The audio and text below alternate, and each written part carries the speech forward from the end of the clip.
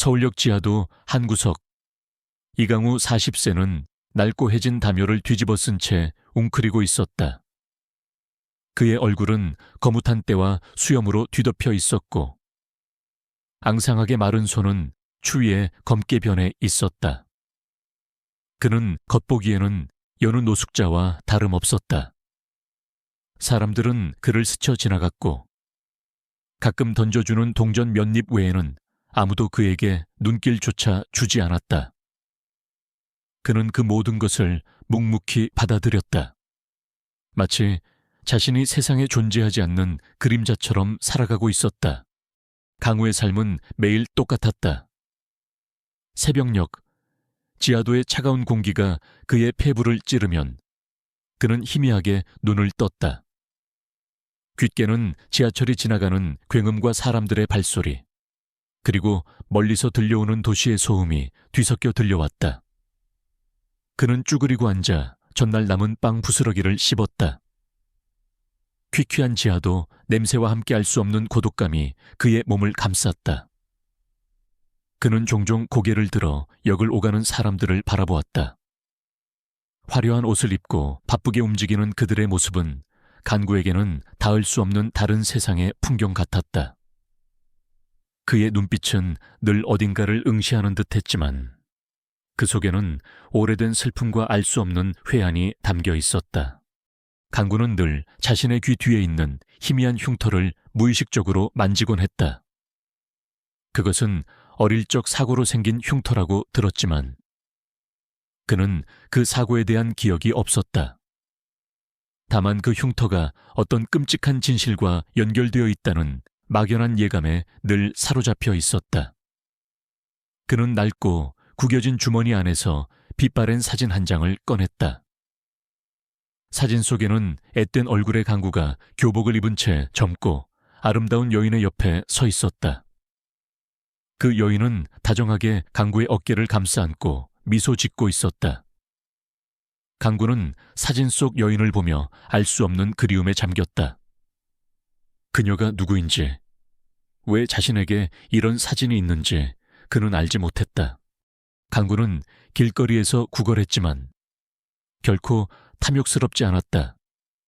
그는 자신에게 주어진 작은 동전에도 감사했고 다른 노숙자들에게 자신의 음식을 나눠주곤 했다. 한 번은 추운 겨울밤, 강구는 자신의 담요를 덮고 잠든 한 노숙자를 보았다. 그의 옆에는 앙상하게 마른 어미개 한 마리가 새끼들을 품에 안고 떨고 있었다. 간구는 망설이지 않았다. 그는 자신의 낡은 코트와 남은 빵 조각을 어미개와 새끼들에게 내어주었다. 그는 차가운 밤 공기 속에서 밤새도록 추위에 떨었지만 그의 마음속에는 작은 온기가 차올랐다. 그의 이러한 행동은 겉으로 드러나지 않는 그의 선량한 본성과 타인에 대한 깊은 연민을 보여주었다. 강우의 손목에는 낡은 시계 하나가 채워져 있었다. 값싼 플라스틱 시계였지만 그는 그 시계를 보물처럼 소중히 여겼다. 시계의 유리판은 깨져 있었고 시간은 멈춰 있었다. 하지만 시계의 뒷면에는 희미하게 H라는 글자와 날개를 펼친 독수리 문양이 새겨져 있었다. 간구는 가끔 그 문양을 손가락으로 더듬었다. 그의 뇌리에는 희미한 기억의 파편들이 스쳐 지나갔다. 밝은 햇살 아래 거대한 빌딩, 수많은 사람들이 바쁘게 움직이는 모습, 그리고 누군가의 다정한 목소리. 그것은 현실의 삶과는 너무나도 동떨어진 꿈 같은 기억이었다. 그는 그 모든 것이 그저 꿈일 뿐이라고 생각했다. 강구는 매일 밤 악몽에 시달렸다. 꿈속에는 눈부신 빛, 귀를 찢을 듯한 비명소리, 그리고 누군가의 절규가 희미하게 들려왔다. 그는 꿈에서 깨어나면 온몸이 땀으로 젖어 있었지만 꿈의 내용은 마치 안개처럼 사라져버려 정확히 기억할 수 없었다. 이 모든 것이 그를 끊임없이 옥죄는 미스터리였다. 그는 자신의 삶이 이렇게 외롭고 고통스럽게 흘러갈 것이라고 생각했다. 잊혀진 과거 속에서 그는 영원히 그림자처럼 존재할 것이라고 믿었다. 하지만 그의 평화로운 그림자 같은 삶은 머지않아 예상치 못한 폭풍우에 휘말리게 될 것이었다. 그리고 그 폭풍우는 그의 잊힌 과거와 숨겨진 진실을 강제로 드러내게 될 터였다. 그 진실은 그의 삶을 송두리째 뒤흔들 것이었지만 동시에 그의 잃어버린 자아를 되찾아줄 유일한 열쇠가 될 터였다. 강우의 그림자 같은 삶은 어느 날 갑자기 찾아온 불청객들로 인해 산산조각이 났다. 그날 아침 서울역 광장은 활기 넘치는 평소와 달리 묘한 긴장감에 휩싸여 있었다. 수십 명의 말끔한 정장 차림의 사람들이 고급 세단을 타고 등장했다. 그들은 한울그룹이라는 대기업 로고가 박힌 조끼를 입고 큰 솥에 담긴 죽을 노숙자들에게 나눠주기 시작했다. 언론사 카메라들이 플래시를 터뜨리며 그들의 자선 행사를 담았다. 그들의 중심에는 최민수 30대 중반이라는 젊은 남자가 서 있었다. 그는 한울그룹 이진우 회장의 유일한 아들로 20년 전 돌연 회장 자리를 비운 채 행방불명된 아버지의 빈자리를 대신하고 있었다. 민수는 재계의 젊은 리더로 주목받고 있었지만 그의 눈빛에는 오만함과 냉정함이 가득했다. 그는 노숙자들을 마치 벌레 보듯 내려다보며 비열한 미소를 지었다. 자, 이것 좀 드십시오. 따뜻한 죽입니다. 저희 한울그룹의 따뜻한 마음이 느껴지시죠? 민수가 확성기를 들고 외쳤다.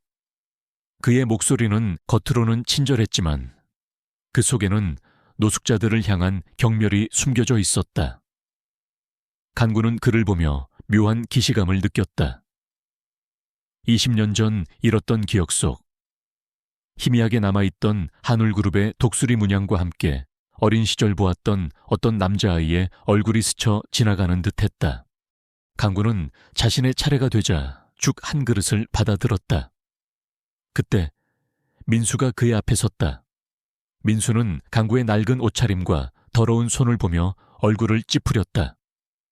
어이, 아저씨, 밥 먹기 전에 손이나 좀 씻으시죠. 이렇게 지저분해서야. 그의 목소리에는 노골적인 경멸이 담겨 있었다. 간구는 아무 말 없이 민수를 올려다보았다. 그의 눈빛은 텅 비어 있었지만 그 속에는 알 수 없는 깊이가 담겨 있었다. 민수는 간구의 눈빛에 왠지 모를 불쾌감을 느꼈다. 감히 일개 노숙자가 자신을 똑바로 쳐다본다는 것에 대한 불쾌감이었다. 바로 그때 간구의 옆에 앉아있던 늙은 노숙자 할머니가 실수로 자신의 죽그릇을 엎었다. 아이고, 죄송합니다. 죄송합니다. 할머니는 연신 고개를 숙이며 사과했다. 민수는 짜증스러운 표정으로 할머니를 내려다보더니 그녀의 엎어진 죽그릇을 발로 걷어찼다. 흙탕물과 죽이 뒤섞여 할머니의 낡은 옷을 더럽혔다. 이런 늙은이가 제대로 할 수 있는 게 뭐야.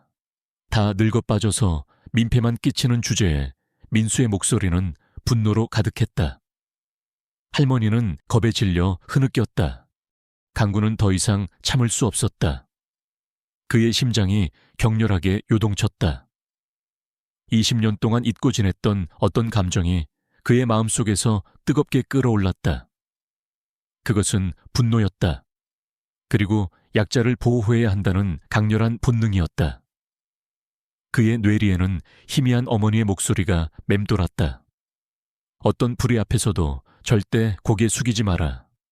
약한 자를 지키는 것이 진정한 강함이다. 간구는 자리에서 일어섰다. 그의 앙상하게 마른 몸은 비틀거렸지만 그의 눈빛은 민수를 똑바로 응시했다. 그는 아무 말도 하지 않았다.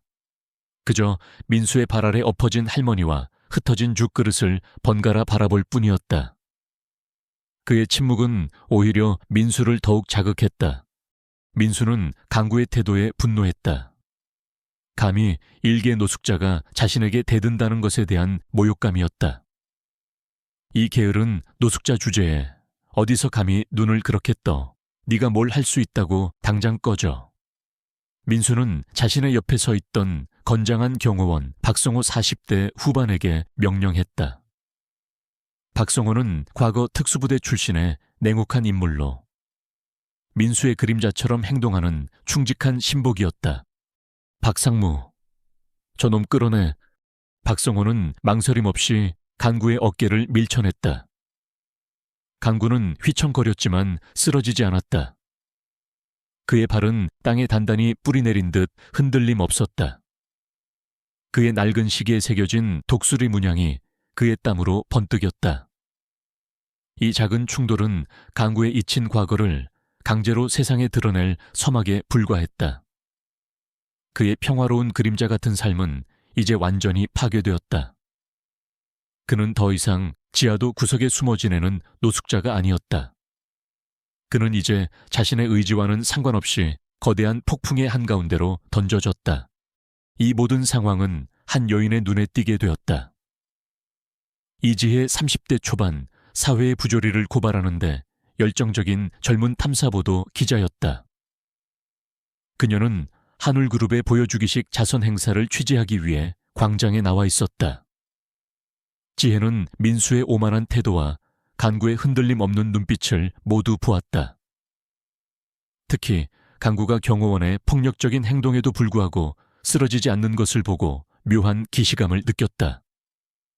그리고 그녀의 눈은 강우의 손목에 있는 낡은 시계에 새겨진 독수리 문양에 멈췄다. 그 문양은 20년 전 실종된 한울그룹 이진우 회장이 즐겨 차던 시계의 문양과 똑같았다. 지혜의 기자로서의 직감이 발동했다. 그녀는 카메라를 들어 간구와 민수의 대치를 몰래 촬영하기 시작했다. 최민수의 오만함과 박성호 경호원의 폭력적인 위협 앞에서 간구의 몸은 늙고 지쳤지만 그의 눈빛은 흔들림 없었다. 민수는 박성호에게 간구를 끌어내라고 명령했지만 간구는 마치 바위에 뿌리 내린 나무처럼 꿈쩍도 하지 않았다. 박성호가 간구의 팔을 잡고 끌어당기자 간구는 미세하게 몸을 틀어 그의 손아귀에서 벗어났다. 그의 움직임은 느린 듯했지만 정확하고 절제되어 있었다. 박성호는 당황했다. 일개 노숙자가 자신을 이렇게 쉽게 따돌릴 줄은 상상도 못했을 것이다. 이게 뭐야? 이 새끼가 박성호가 다시 간구에게 주먹을 날렸다. 간구는 이번에도 피하지 않았다. 그는 앙상한 팔을 들어 박성호의 주먹을 가볍게 막아냈다. 퍽 하는 둔탁한 소리가 울렸지만 간구는 아무런 미동도 없었다. 마치 그의 팔이 강철로 만들어진 듯했다. 박성호는 자신의 주먹에 전해지는 묘한 통증에 인상을 찌푸렸다. 그는 간구의 눈을 똑바로 응시했다. 그 눈빛 속에는 공포나 분노 대신 차가운 침묵과 알 수 없는 깊이가 담겨 있었다. 최민수는 이 모든 광경을 경악하며 지켜보았다. 자신의 최정예 경호원이 일개 노숙자에게 속수무책으로 당하는 모습에 그는 분노를 넘어선 굴욕감을 느꼈다. 박상무, 뭐 하는 거야? 당장 저놈 끌어내. 그의 목소리는 격분으로 떨렸다. 박성호는 이를 갈며 다시 간구에게 덤벼들었다. 하지만 간구는 그를 공격하지 않았다. 그는 오직 방어에만 집중했다. 박성호의 맹렬한 주먹과 발차기를 마치 춤을 추듯 유연하게 피하고 막아냈다. 그의 움직임은 마치 오랜 시간 단련된 무술고수의 그것과 같았다. 박성호는 간구에게 단 한 대도 제대로 맞히지 못하고 휘청거렸다. 그의 얼굴에는 당황함과 함께 왠지 모를 공포가 스며들었다. 이 모든 상황은 이지혜 기자의 카메라에 고스란히 담기고 있었다. 지혜는 민수의 위선적인 자선 행사를 폭로하려 했지만 뜻밖의 상황에 그녀의 심장은 격렬하게 뛰었다. 간구의 움직임은 너무나 비범했다. 그녀는 간구의 손목에 있는 낡은 시계에 새겨진 독수리 문양을 다시 한번 확대해서 보았다. 그 문양은 20년 전 실종된 한울그룹 이진우 회장이 즐겨 차던 시계의 문양과 완벽하게 일치했다. 지혜 기자로서의 직감이 강렬하게 외쳤다. 이 노숙자는 단순한 노숙자가 아니다. 그는 20년 전 실종된 한울그룹 회장과 관련이 있다. 민수는 강구의 비범한 능력에 위협을 느꼈다. 그는 더 이상 강구를 단순한 노숙자로 볼 수 없었다. 저 새끼 뭔가 숨기고 있어. 일반인이 아니야. 박상무 저놈을 당장 끌어내서 어디라도 가둬버려. 그는 강구의 정체를 파헤치고 그가 자신에게 위협이 된다면 가차없이 제거할 계획을 세웠다. 그는 광장에 모인 사람들에게 강구가 정신병자이며 위험한 존재라는 소문을 퍼뜨리기 시작했다. 강구는 민수와 박성호의 위협에도 불구하고 침묵을 지켰다. 그의 눈빛은 여전히 고요했고 그 속에는 알 수 없는 슬픔이 담겨 있었다. 그는 이 모든 상황이 자신의 의지와는 상관없이 전개되고 있다는 것을 알았다. 그의 삶은 이제 더 이상 그림자 속에 숨어 있을 수 없었다. 이지혜 기자는 강구에게 접근했다. 민수와 박성호의 눈을 피해 조심스럽게 강구에게 명함을 건넸다. 아저씨, 제가 기자입니다. 방금 아저씨가 보여준 건 평범한 사람이 할 수 있는 게 아니었어요. 그리고 아저씨, 시계 혹시 한울그룹과 관련이 있으세요? 제가 아저씨를 돕고 싶습니다. 진실을 밝히고 싶어요. 지혜의 목소리는 진심이었다. 강구는 지혜의 명함을 받아들었다. 그의 눈빛은 흔들림 없었다. 그는 지혜의 눈을 응시했다. 그녀의 눈빛에서 그는 순수한 정의감과 진실을 향한 열정을 보았다. 강구는 오랫동안 누구도 믿지 않고 홀로 살아왔다. 하지만 지금 지혜의 눈빛은 그의 얼어붙었던 마음을 녹이는 듯했다. 강구는 지혜에게 자신의 낡은 시계를 보여주었다. 그리고 자신의 귀 뒤에 있는 희미한 흉터를 만졌다. 이 시계는 20년 전 내가 가졌던 유일한 것이었어. 그리고 이 흉터는 그날의 증거지. 그의 목소리는 낮았지만 그 속에는 깊은 회한이 담겨 있었다. 지혜는 강구의 말과 눈빛에서 그가 20년 전 실종된 한울그룹 이진우 회장과 관련이 있다는 것을 직감했다. 이진우 회장은 20년 전 돌연 행방불명되었고 그의 아들 최민수가 회장 자리를 이어받았다. 당시 이 사건은 재계의 큰 미스터리 중 하나였다. 이진우 회장의 시신은 발견되지 않았고 그의 실종은 단순한 사고로 처리되었다. 하지만 일각에서는 그가 살해당했거나 혹은 어떤 이유로 사라졌다는 루머가 끊이지 않았다. 지혜는 강구를 돕기로 결심했다. 그녀는 자신의 기자 생활을 걸고 이 진실을 파헤치기로 했다. 그녀는 강구에게 자신의 과거와 이진우 회장의 실종에 대해 아는 것을 모두 털어놓아 달라고 부탁했다. 강구는 망설였다. 다시 과거의 그림자를 들춰내는 것은 그에게 큰 고통이었다. 하지만 그는 이제 더 이상 숨어 지낼 수 없다는 것을 알았다. 자신의 삶을 통해 진실을 밝히고 불의에 맞서야 했다. 강구는 지혜에게 자신의 잃어버린 기억의 파편들을 하나씩 이야기하기 시작했다. 그는 자신이 이진우 회장의 친아들이었다는 사실, 그리고 20년 전 어떤 끔찍한 사건으로 인해 자신이 길거리로 내몰리게 되었다는 것을 희미하게 기억하고 있었다. 그는 최민수가 자신을 죽이려 했으며 이진우 회장의 실종과 관련이 있을 것이라고 추측했다. 지혜는 강구의 이야기를 듣고 경악했다. 이것은 단순한 노숙자의 이야기가 아니었다. 이것은 재벌가에 숨겨진 비극이자 20년 동안 은폐된 끔찍한 음모였다. 지혜는 강구가 가진 낡은 시계와 사진이 이 모든 진실의 결정적인 단서가 될 것이라고 확신했다. 그녀는 강구를 돕는 동시에 이 모든 것을 세상에 폭로하여 최민수의 위선을 드러낼 계획을 세웠다. 이 싸움은 단순히 개인의 복수를 넘어 사회 정의를 실현하는 거대한 싸움이 될 터였다. 강구는 이제 더 이상 그림자 속의 존재가 아니었다. 그는 진실을 향한 등불이 될 것이었다. 서울역 지하도에서 시작된 최민수와 강구의 대치는 이제 서울의 번화가 한가운데로 옮겨왔다. 최민수는 강구의 비범한 능력과 이지혜 기자의 개입으로 인해 곤란해졌고, 강구를 영원히 침묵시키기 위한 더욱 잔혹한 계획을 세웠다. 그의 목표는 단순한 노숙자 한 명을 제거하는 것을 넘어 강구를 사회적으로 완전히 매장시키고 그의 모든 흔적을 지워버리는 것이었다. 최민수는 자신의 오른팔 박성회에게 정원을 위임했다.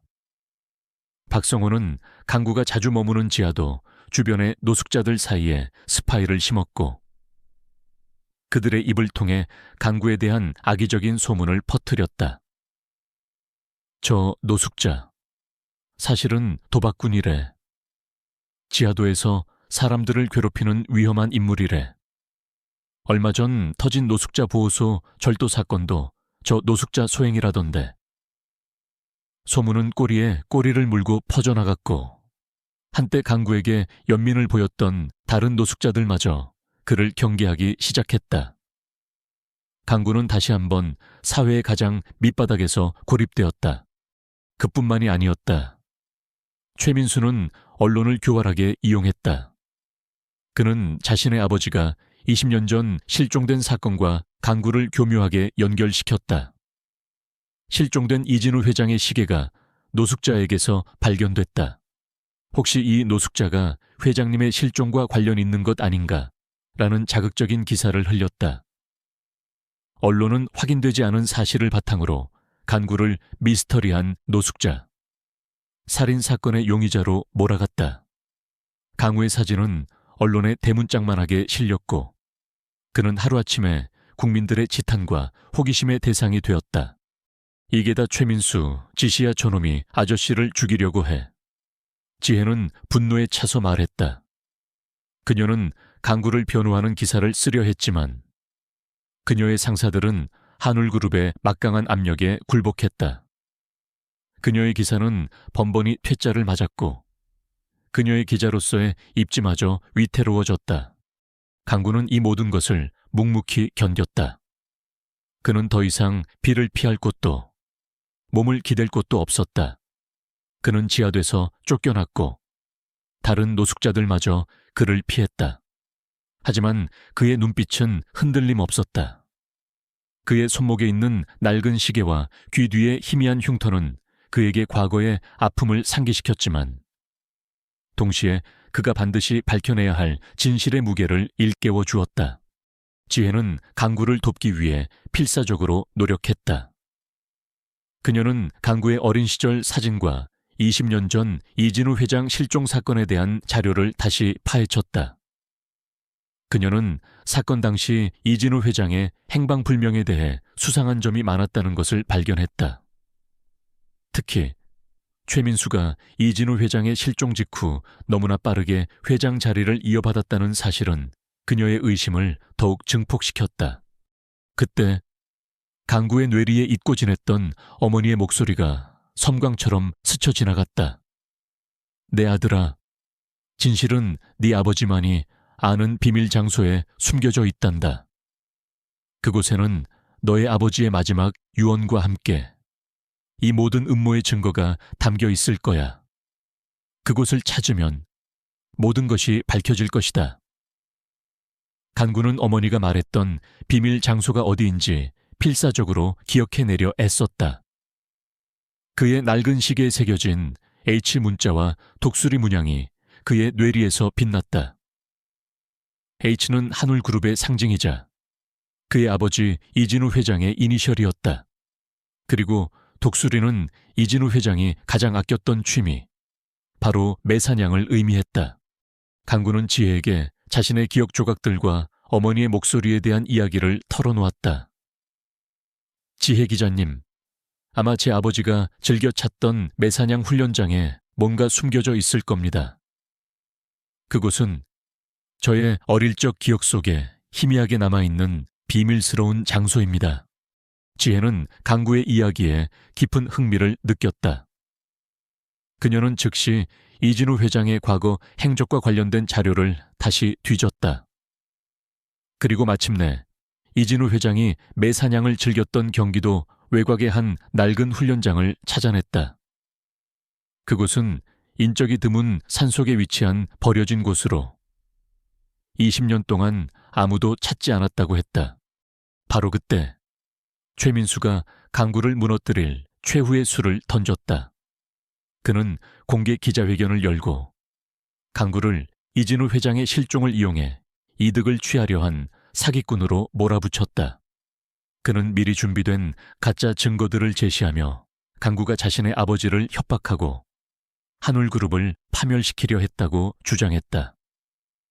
민수의 목적은 강구를 언론과 대중 앞에서 완전히 매장시키고 그가 가지고 있을지도 모르는 모든 진실을 영원히 침묵시키는 것이었다.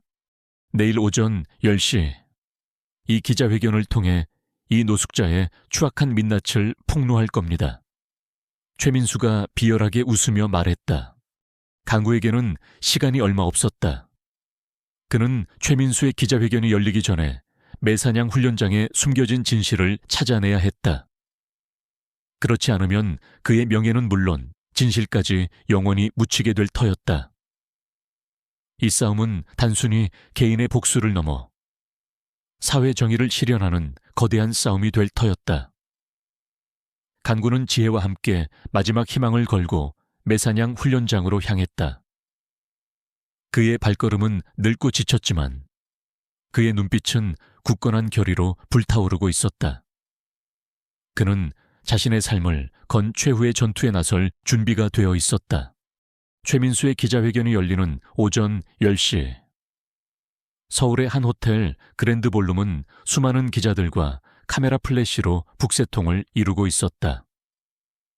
최민수는 최고급 수트를 차려입고 단상에 섰다. 그의 얼굴에는 강구를 완전히 매장시킬 수 있다는 오만함과 승리감이 번뜩였다. 그는 강구가 감히 이 자리에 나타나지 못할 것이라고 확신했다. 설령 나타난다고 해도 그는 이미 언론과 대중 앞에서 미친 사기꾼으로 낙인 찍힌 존재였다. 여러분, 오늘 이 자리에서 저는 20년 전 실종된 제 아버지 이진우 회장의 명예를 더럽히고 한울그룹을 파멸시키려 한 노숙자의 추악한 민낯을 폭로할 것입니다. 최민수의 목소리가 확성기를 통해 볼룸 전체에 울려 퍼졌다. 그는 미리 준비된 조작된 서류와 증인들의 거짓 진술을 내밀며 강구를 이진우 회장의 실종을 이용한 사기꾼으로 몰아붙였다. 기자들은 셔터를 연신 눌러댔다. 바로 그때 볼룸의 문이 조용히 열렸다. 모든 시선이 문을 향했다. 그곳에는 이강구가 서 있었다. 그의 낡은 옷차림은 여전했지만 그의 눈빛은 흔들림 없이 강렬했다. 그의 옆에는 이지혜 기자가 굳건히 서 있었고 그녀의 손에는 카메라와 태블릿 PC가 들려 있었다. 강구는 최민수의 기자회견장이라는 상징적인 무덤으로 걸어 들어섰다. 최민수의 얼굴은 순식간에 핏기 하나 없이 창백해졌다. 이 강구, 네가 감히 여기에. 그의 목소리는 분노와 함께 경악으로 떨렸다. 박성호 경호원과 그의 부하들이 강구를 막아서려 했지만 강구는 그들을 무심하게 지나쳐 최민수가 서 있는 단상 앞으로 향했다. 최민수 씨, 기자회견을 멈춰 주십시오. 당신의 모든 말은 거짓입니다. 그리고 내가 당신의 거짓을 오늘 이 자리에서 모두 폭로할 것입니다. 강구의 목소리는 낮았지만 모든 사람들의 귀에 또렷하게 박혔다. 헛소리, 이 미친 노숙자가 감히 어디서. 최민수가 비명을 지르며 강구에게 달려들었다. 그 순간 강구는 자신의 손목에 있는 낡은 시계를 풀어 테이블 위에 놓았다. 시계 뒷면에 새겨진 H 문자와 독수리 문양이 선명하게 보였다. 그는 낡은 시계와 함께 흙먼지가 묻은 손으로 쭈글쭈글한 종이 뭉치 하나를 꺼냈다. 그것은 이진우 회장의 낡은 개인 일기장과 빛바랜 사진 몇 장, 그리고 녹음기였다. 이 모든 것은 20년 전 이진우 회장의 비밀 매사냥 훈련장 지하에 숨겨져 있던 것이었다. 여러분, 제가 지금부터 20년 전 이진우 회장의 실종 사건에 대한 진실을 밝히겠습니다. 강구의 목소리는 차분했지만 그 속에는 폭풍 같은 힘이 담겨 있었다. 강구는 녹음기를 재생했다. 지직거리는 소리와 함께 20년 전 이진우 회장이 박성호 경호원에게 감금당하던 그날의 목소리가 울려 퍼졌다. 박성호, 네가 감히 날 민수가 시킨 것인가? 죄송합니다, 회장님. 이것은 상무님의 명령입니다. 회장님께서는 이제 저희의 감시 아래 계셔야 합니다. 녹음 속에는 최민수가 자신의 아버지를 강제로 납치 감금하고 이진우 회장의 재산을 독차지하려 했던 끔찍한 음모가 고스란히 담겨 있었다. 그리고 박성호 경호원은 최민수의 지시에 따라 이진우 회장을 20년간 외딴 시골 마을의 비밀 아지트에 감금하고 감시해왔던 것이다. 기자들은 경악하며 카메라 플래시를 터뜨렸다. 최민수의 얼굴은 새파랗게 질렸고 그의 몸은 격렬하게 떨렸다. 그는 녹음기를 향해 달려들었지만 이지혜 기자가 재빨리 녹음기를 보호했다. 그리고 이 일기장에는 이진우 회장님께서 감금당한 20년 동안 매일 밤 몰래 기록한 내용이 담겨 있습니다. 간구는 일기장을 펼쳤다. 일기장에는 이진우 회장이 자신의 아들 최민수의 탐욕과 잔혹함에 대한 고통, 그리고 그가 숨겨온 또 다른 비밀이 담겨 있었다. 간구는 이진우 회장의 친아들이 아니었다. 이진우 회장은 자신의 형을 죽이고 그의 재산을 가로챘으며 간구는 죽은 형의 아들이었다. 이진우 회장은 죄책감에 시달리며 간구를 몰래 거두어 키웠고 그를 숨겨진 비밀 장소에 가두어 보호하려 했다는 충격적인 진실이 밝혀졌다. 저는 이진우 회장님의 친아들이 아닙니다. 저는 20년 전 이진우 회장이 자신의 탐욕을 위해 살해한 친형의 아들입니다. 저는 복수를 위해 길거리에서 살았습니다. 하지만 이제 저는 이 모든 진실을 밝혀내 이진우 회장님의 명예를 되찾고 그의 아들 최민수의 죄를 세상에 알릴 것입니다. 강우의 목소리는 절규에 가까웠다. 그의 눈에서는 뜨거운 눈물이 흘러내렸다. 이지혜 기자는 강구의 모든 말을 실시간으로 녹화하고 언론사에 전송했다. 이 모든 증거는 최민수와 박성호 경호원의 모든 죄를 명백히 드러냈다. 기자회견장은 순식간에 아수라장이 되었다. 기자들은 최민수를 향해 질문을 쏟아냈고 그의 얼굴은 절망과 광기로 일그러졌다. 그때 경찰차 사이렌 소리가 들려왔다. 지혜가 미리 경찰에 신고를 해둔 덕분이었다.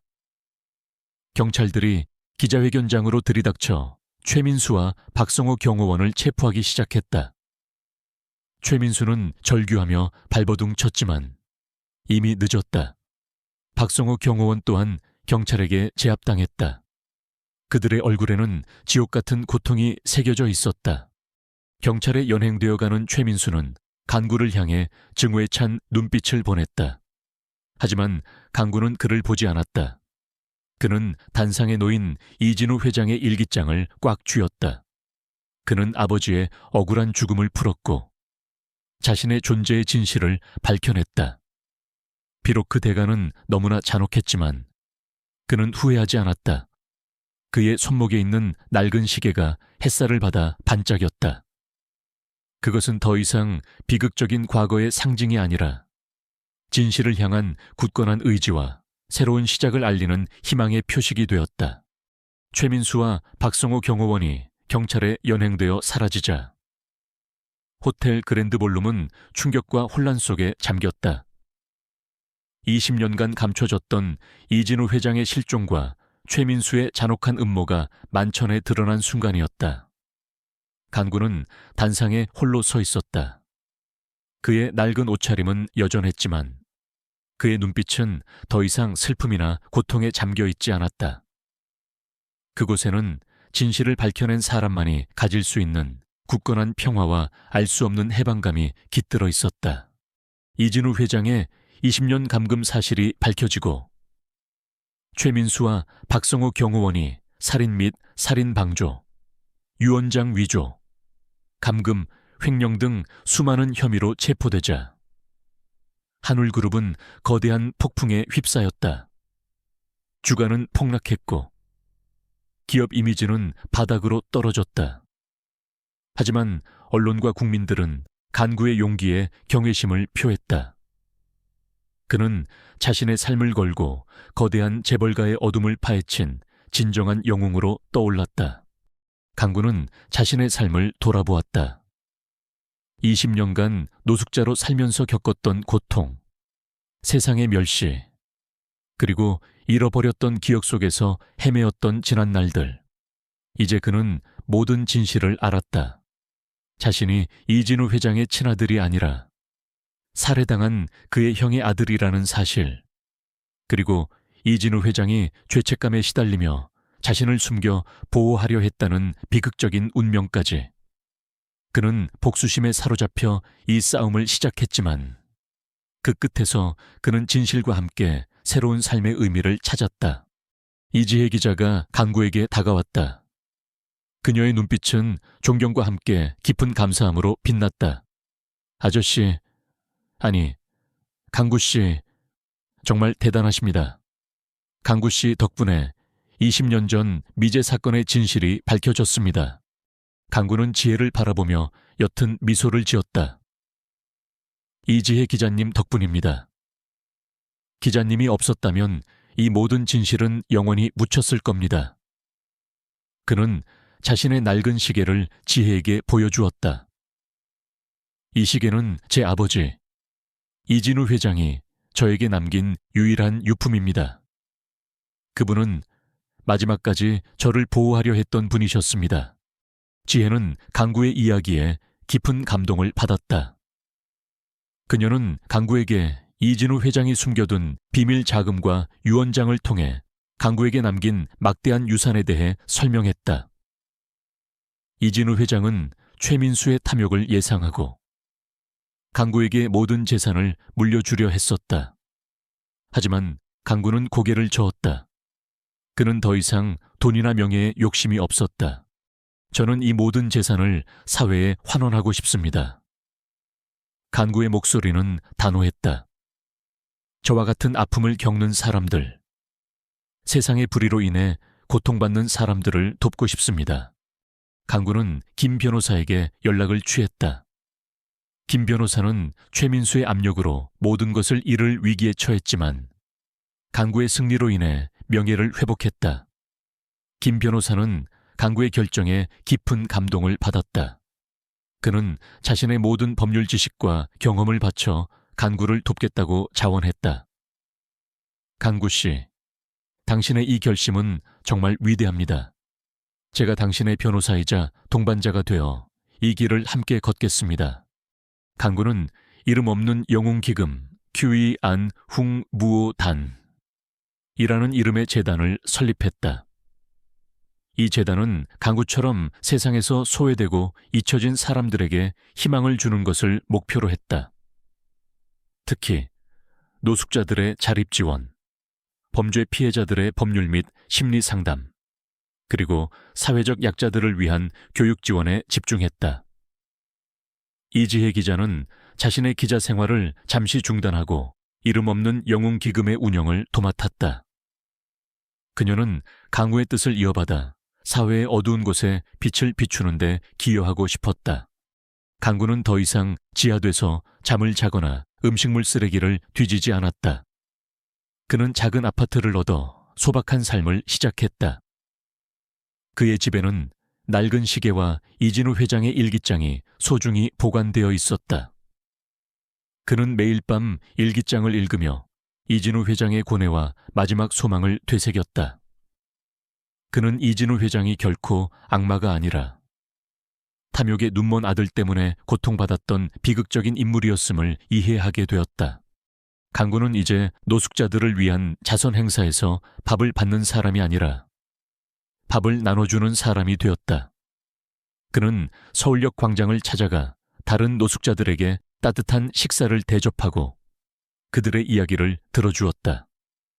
그는 그들에게 희망을 주었고 그들의 자립을 도왔다.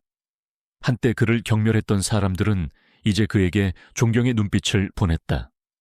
그는 자신의 삶을 통해 아무리 비참한 상황에 처해 있더라도 인간의 존엄성과 선한 의지는 결코 사라지지 않는다는 것을 증명했다.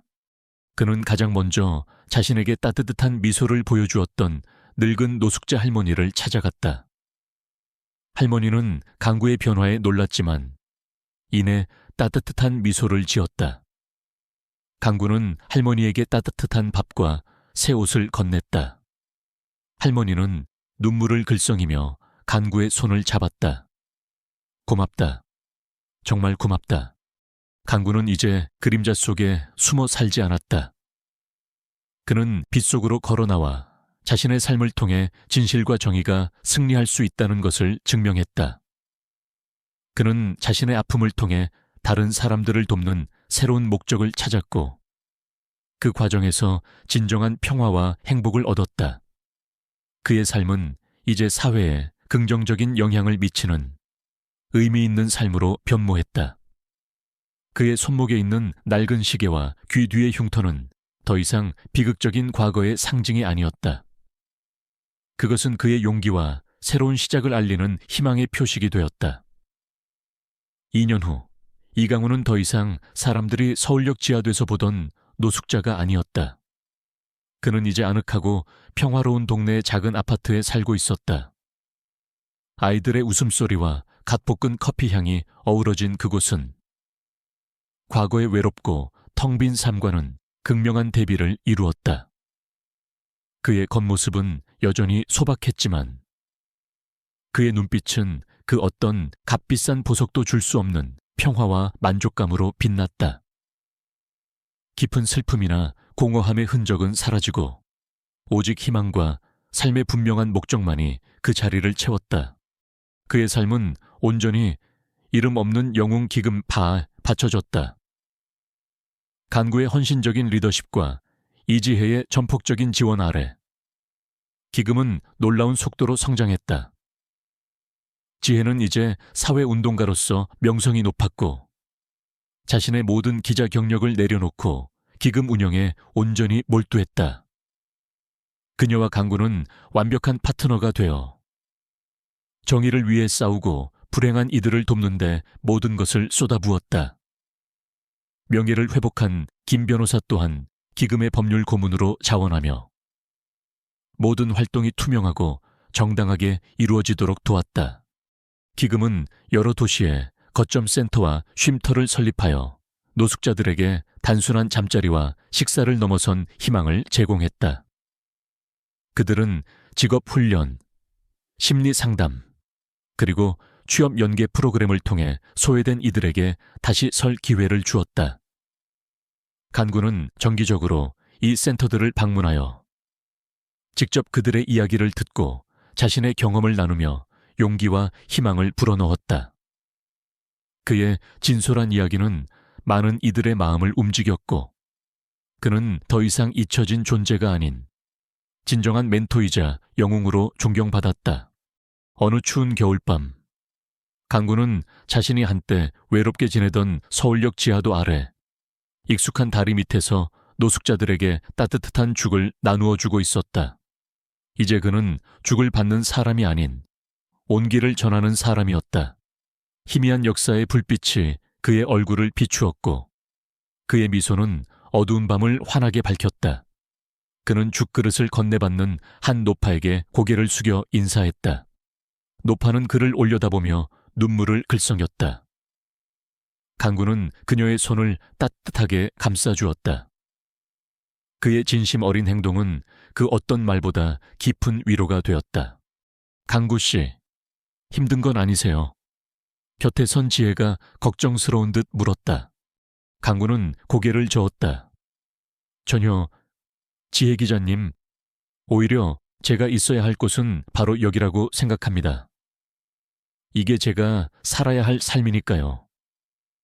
그의 손목에 채워진 낡은 시계가 옷자락 아래에서 희미하게 빛났다. 시계에 새겨진 H자와 독수리 문양은 이제 비극적인 가족사를 떠올리게 하는 것이 아니라 희망과 회복의 상징이 되었다. 그 시계는 버려지고 잊혔던 과거의 모든 아픔이 이제는 새로운 의미로 빛나고 있음을 말해주는 듯했다. 기금은 또한 사회적 약자를 위한 교육 프로그램에도 힘썼다. 간구와 지혜는 함께 낙후된 지역에 작은 학교를 설립하고 경제적으로 어려운 아이들에게 무상 교육을 제공했다. 간구는 종종 그곳을 찾아 아이들에게 정의와 용기, 그리고 불의에 맞서는 법에 대해 이야기해 주었다. 그는 자신의 아픈 경험을 통해 세상에 선한 영향력을 끼치는 길거리의 등불이 되었다. 어느 달 밝은 밤, 간구는 지혜와 함께 그들이 처음 만났던 서울역 광장의 노숙자 쉼터 옥상에 서 있었다. 그들은 아무 말 없이 반짝이는 도시의 야경을 내려다보았다. 광장은 더 이상 비극과 절망의 공간이 아니었다. 그곳은 이제 간구의 삶이 새롭게 시작된, 그리고 수많은 이들에게 희망을 전하는 상징적인 장소가 되었다. 간구는 한때 자신과 함께 음식을 나누던 앙상한 길고양이를 발견했다. 이제는 살이 통통하게 오른 고양이는 그의 발치에 몸을 비비며 애교를 부렸다. 그는 고양이의 머리를 쓰다듬으며 조용히 미소 지었다. 그의 얼굴에는 완전한 평화가 깃들어 있었다. 그는 과거의 자신을 받아들였고 그 아픔을 통해 더 큰 사랑을 나누는 존재로 거듭났다. 그의 삶은 더 이상 그림자 속에 갇혀 있지 않았다. 그것은 도시의 어둠 속을 밝히는 한 줄기 희망의 빛이었다.